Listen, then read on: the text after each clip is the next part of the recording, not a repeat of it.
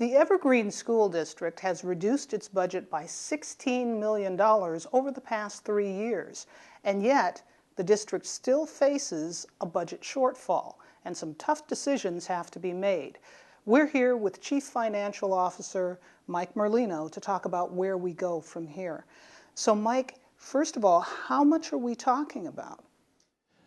We are looking at a range. We're not sure what the final figure is going to be because we're waiting for the state legislative session to go through their process to look at what kind of revenue reductions we're going to have. But we are doing what we did a couple years ago, and that is to kind of go out with a list of reductions that allow us to kind of have a prioritized list. And I think that probably best case scenario, you're talking in the $12 million range in terms of reductions, and worst case would be more around a $24 million. So it's a pretty significant figure. And we got here, how did we get here?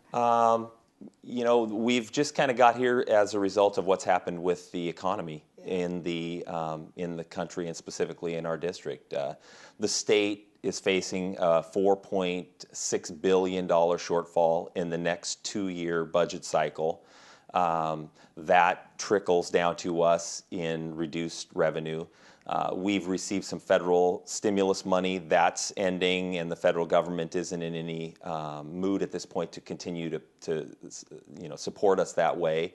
And then we also have local issues, whether that's inflation. We failed a bond in 2008. In that bond were some dollars to pay for maintenance, technology replacement. We have local issues with our own budget that we have to deal with. So when you add all of those 3 areas, the state revenue, the federal revenue, and then our local expenditures, you get into that range of dollar amount. So there's a potential cuts list that is on the website. Can you give us an idea of what is on that potential cuts list?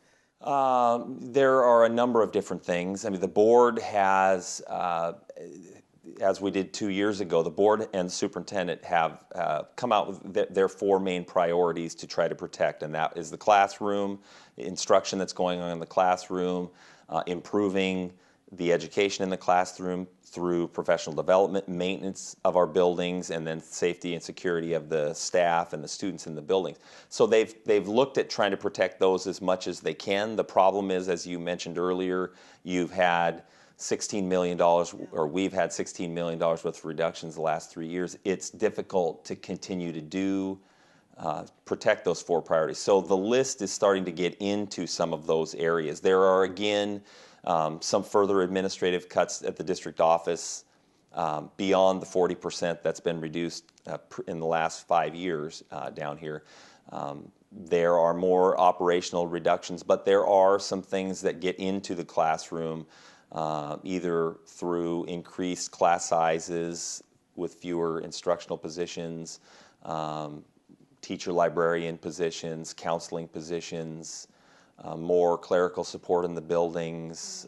So it's a pretty extensive list. Yeah, it sounds to me like the district is already lean, so there's not a lot of fat left to cut from the budget. Yeah, I think when you look at us comparatively in terms of administration with other districts our size, we are on the lean side, and so we've gotten to the point where there's not much more that you can trim from administration, and now we unfortunately are having to look a little closer at what's going on in the schools and potentially making cuts there. And there are going to be some forums that folks can put in, Right.